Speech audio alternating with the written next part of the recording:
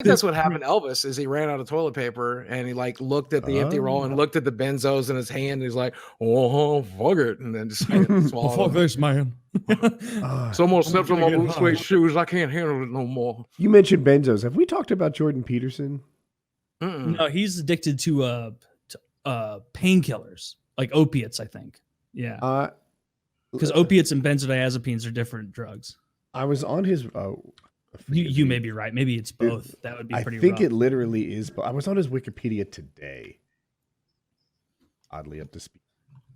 Because benzos are super dangerous. Like I think benzos and alcohol and maybe heroin, maybe not heroin, I don't know, are the only withdrawals. Benzodiazepine tranquilizers. Yeah. Yeah, he was on those. And he went to Russia to get an experimental treatment, which involved a medically induced coma. And it was not very successful. He's neurologically damaged and he's unable to walk or even type without help. What's he doing? Why would he do that? Jesus Christ. You know, you got to clean your room and then sometimes go to Russia for experimental surgery. He sounds like Kermit the Frog. Oh, shit. We had him on our show like 3 years ago. Yeah, he was. And now he's apparently retarded. I'm very proud of the fact that his parents thought it was his best interview ever. You know what that tells me is they have no idea the kind of show we do. Yeah, for sure. But I also feel like he was the Mr. Get Your Life Together guy for years. Clean your room, get your act together, go to school, get an education, get a job, get a girl, have a kid, do this, do that. He was like Mr. Like, I know what I'm doing. Listen to me and I'll help you get your life together and be as awesome as me. And it turned out that time he was addicted to clozapam. Proper pronunciation. Thank you. Yeah. Clonazepam. Yeah. Anyway. Clonazepam, I'm sorry. Okay. And then benzodiazepine and I don't know what else. And I'm just like, wow, like you're popping pills and telling people how to get their life together simultaneously. See, and it's interesting because it's like telling, he told the most, you know, I never watched a huge amount of his content, but like his core message seemed to be like the basic bitch, like, hey, your room's dirty.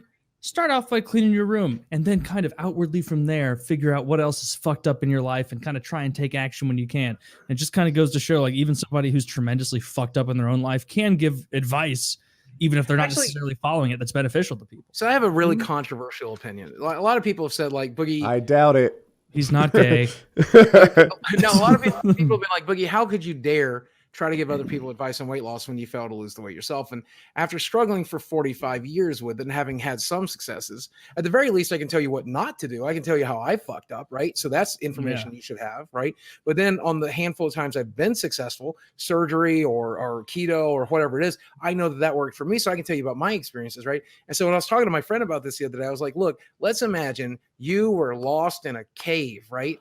And you have the advice of two people to listen to. You can listen to the guy standing outside of the cave going, I don't know, go left, I think, because he doesn't fucking know. Or you can find the other guy who's trapped in that same fucking cave, and he can say, dude, if you go left here, you're going to go down a waterfall and you're going to die. If you go right here, that's where the fucking snake pit is. So don't go right, don't go left here.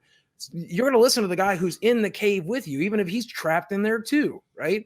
So I kind of feel like if Jordan Peterson is talking about getting your life together, if he's living a life in which he's managing a severe drug addiction, he knows a lot about getting your life fucking together, even if he's still broken and shitty just like the rest of us. And I think if you're broken and shitty, looking at someone like, I don't know much about Jordan Peterson, but looking at somebody with a drug addiction who's managed their life around it, that's a good person to look at for inspiration. That may work, but I would immediately, if I came across him, I'd be like, bitch, you've been in this cave longer than I have. Like, I haven't checked all the corridors yet. Like, you clearly haven't done a good job of checking. Right. And I get that fully. You definitely shouldn't listen to Jordan Peterson's advice on drugs, right? But he probably knows quite a bit about hiding his drug addiction. Well, here's my top 10 list of what just makes you feel dope. Clonazepam's just fucking crazy, man. I just take that and drift off and fucking shit's gold. Is Kermit the Frog or Jordan Peterson? So Jordan Peterson sounds a lot like Kermit the Frog. Same accent works for both. According to this article that I looked